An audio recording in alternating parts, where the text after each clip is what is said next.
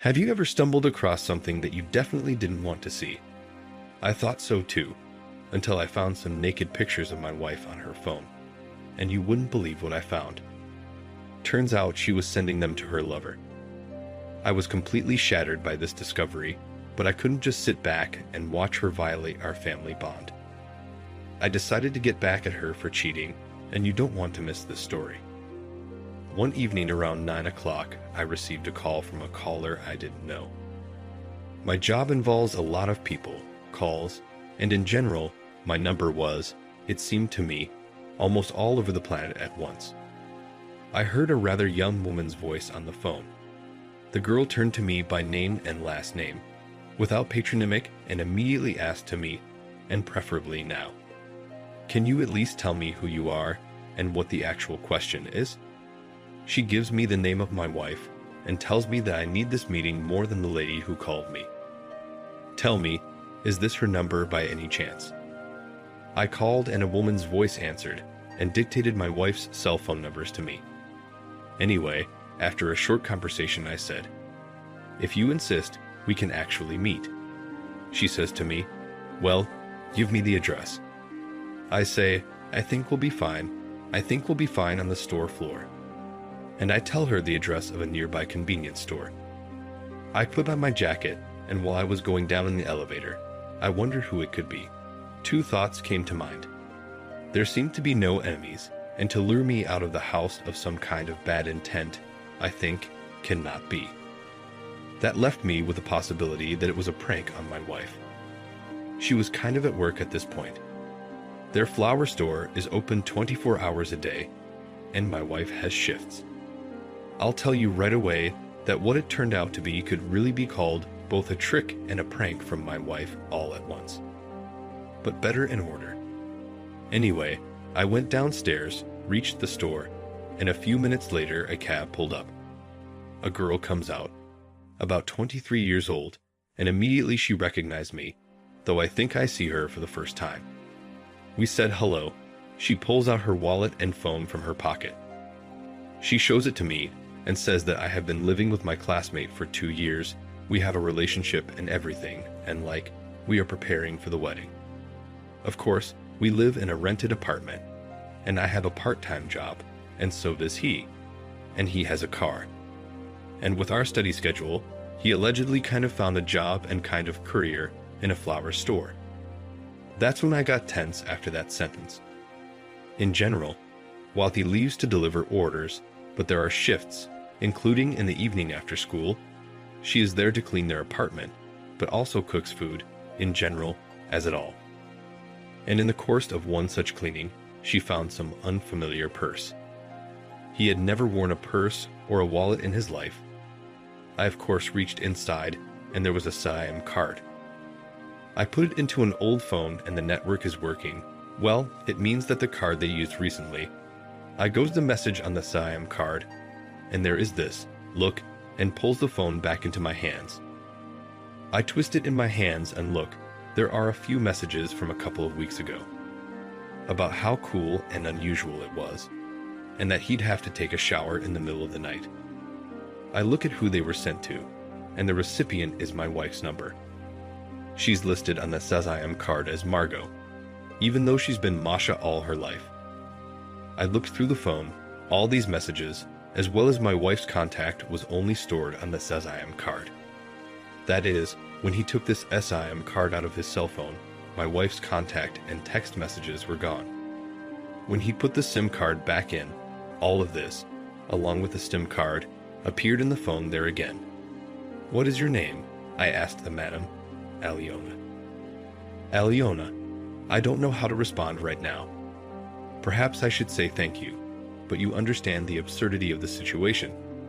Suddenly, a stranger appeared in front of me and said that everything I knew about my life and my relationship with my wife turned out to be the opposite.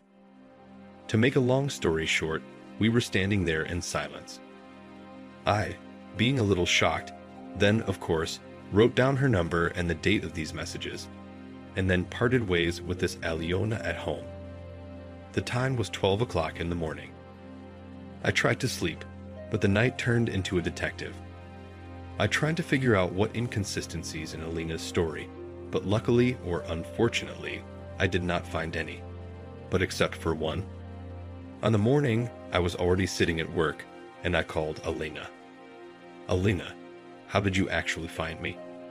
Well, you took this SIM card.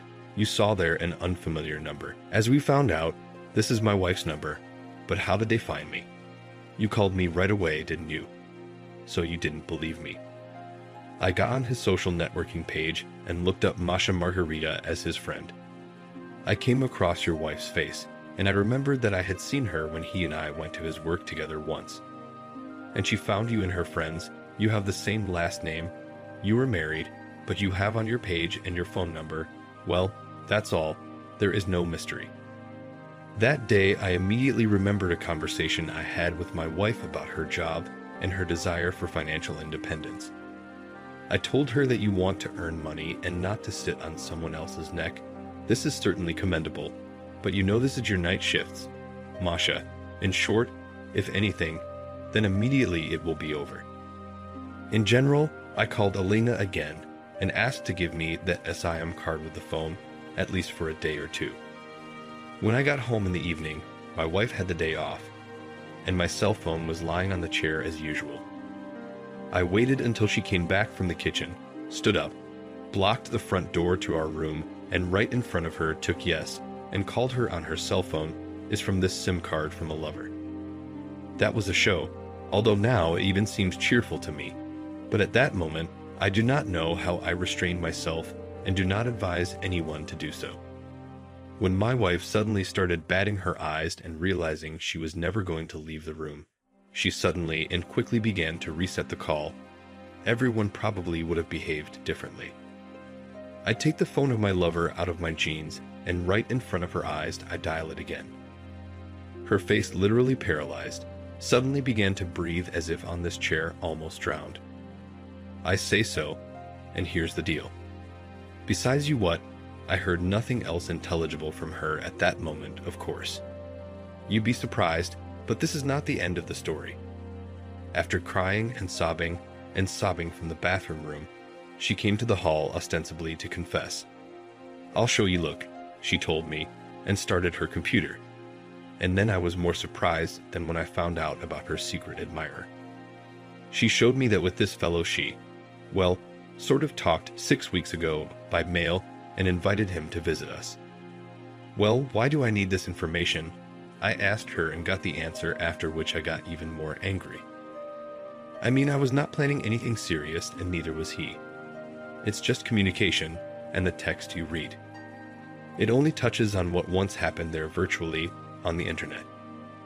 Everything that is written about it being cool and so on is an accident on the internet and nothing more. But there were a few mutual photos there, that's all. In reality, we are only colleagues. We do not even see each other especially. But what is he for? He is a courier. I see. So we were communicating at the post office. That's why there is nothing in the text messages. In general, admitting a small part of their betrayal to avoid responsibility for the big one. It is a well-known technique. Only in the first place, here's what they do online is not better than in reality. And secondly, I am too old to believe that online they are like this. Well, in reality, when they have a night shift, they sit, drink tea, and do not look at each other. In short, the divorce, the apartment to me, but her car was bought before the wedding, unfortunately.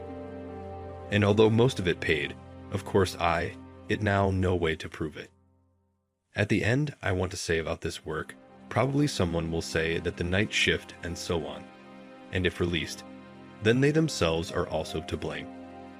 I think that night shifts are just one of the factors, but not the decisive one. If someone wants to cheat, he can cheat at work at night, or even in the staircase during the day, when he is taking out the trash. Keeping partners locked up is a naive idea. On the contrary, if you want to get to know your partner completely for real, you have to give him a little freedom and see the result.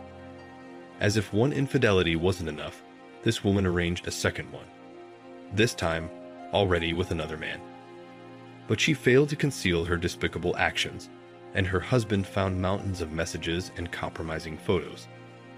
Determined not to let it go unpunished, he came up with a unique punishment so that his wife would never forget the pain and suffering she had caused him.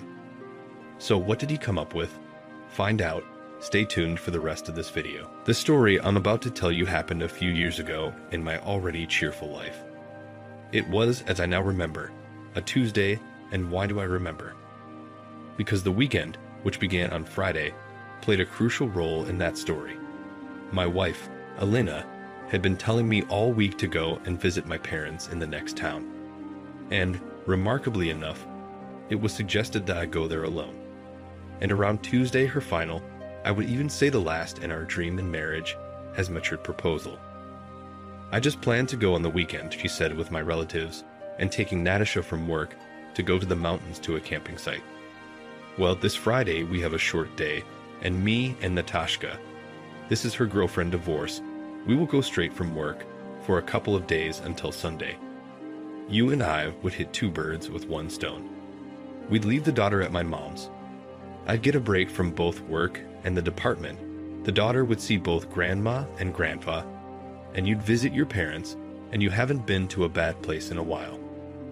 Thanks for the advice, I told her, and at that moment, and especially not smelled a cash from her. To be honest, I didn't mind taking a break from each other either. At that time, our relationship with her was, to put it mildly, cool, but at the time of the proposal to go away for the weekend, our relationship with her in general was the winter. I will take a few seconds to explain that this is not her and my first marriage. Both she and I had a child.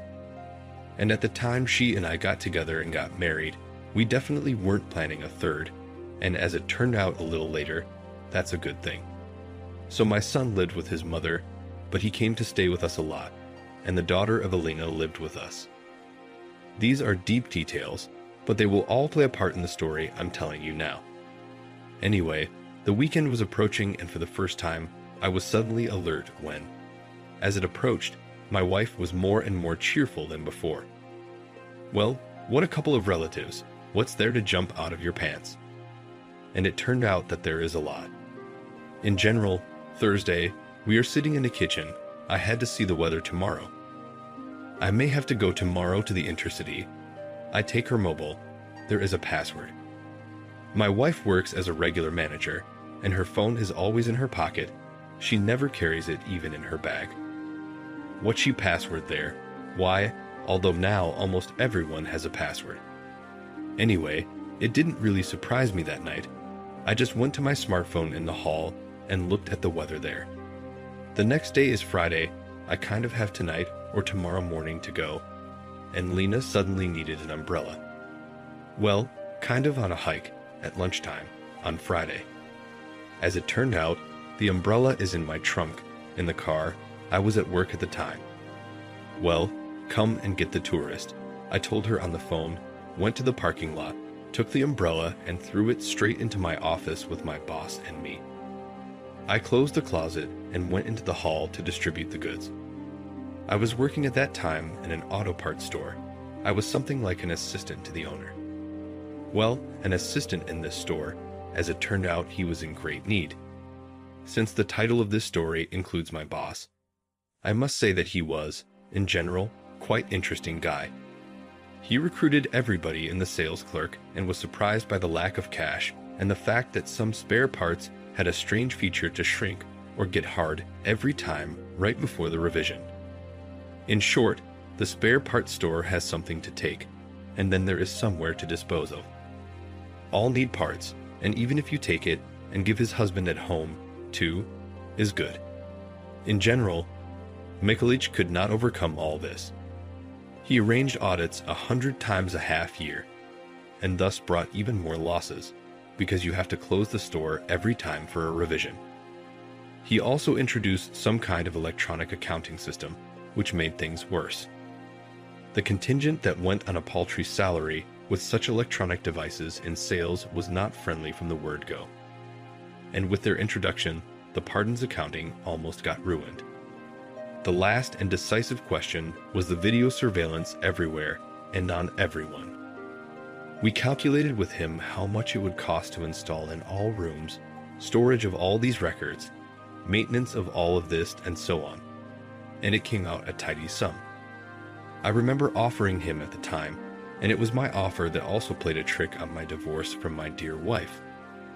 I said then, "Sergei Mikhailovich, can we do things differently? Cameras are good, but maybe raise the salaries of all salespeople, and on more or less good salaries other people will come to work, with a higher knowledge of spare parts, but maybe also with other moral qualities.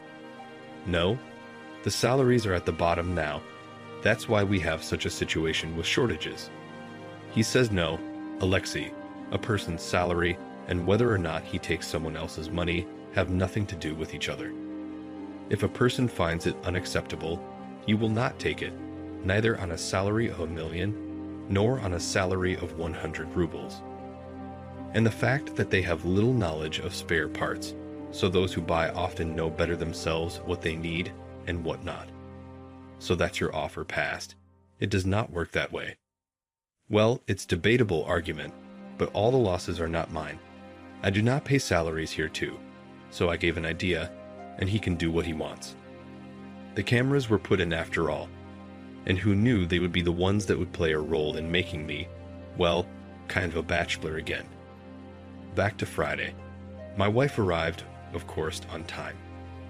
I was in the hall, as I said, distributing the merchandise and telling her how to properly account for this particular item. She walks into the hall. I tell her, "Wait there for 5 minutes. I'll finish with what's on the table. I'll go and open your office." She stood and looked at the oil filters. Then I looked and saw that she was no longer in the room. I went to the other room. She was not there either. I go into our office with Mikulich, where, of course, there is also a monitor which displays all the video surveillance. My wife is standing outside, and it is drizzling rain, and ours did not just drop in for an umbrella.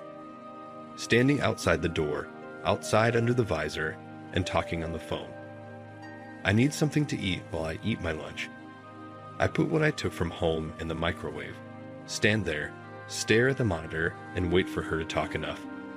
She goes inside, walks down the hall, and walking across the hall, she says into her phone, "And I'm kissing you," and she hangs up. It is clear that our 2 cameras outside have no sound, but in the hall, there is sound on one of the cameras. And I heard this phrase, much to my shock, but there was nothing else. But it could be Nadashenka, my friend, I began to think. But the tone. My wife said this phrase in a completely different tone that she is talking to her girlfriend. With Nadasha, talking on the phone usually almost goes into a squeak. And here, well, somehow too confident, and maybe even condescendingly, or even mockingly with a sneer, his wife walks into the office. "Here, take it away." I pointed her to our umbrella and asked her to give me her cell phone, supposedly to call me on mine, otherwise I cannot find it here. I opened up her journal Dvankov, and there the last call was 45 minutes ago, and it was on my cell phone. And the conversation that I just saw the camera, there is no reason. Gone.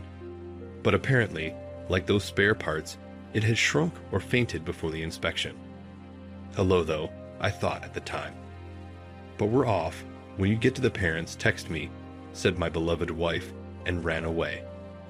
I sat on the chair, twirling my fork in my hands, and thinking about which way I should think now and what in general is going on here.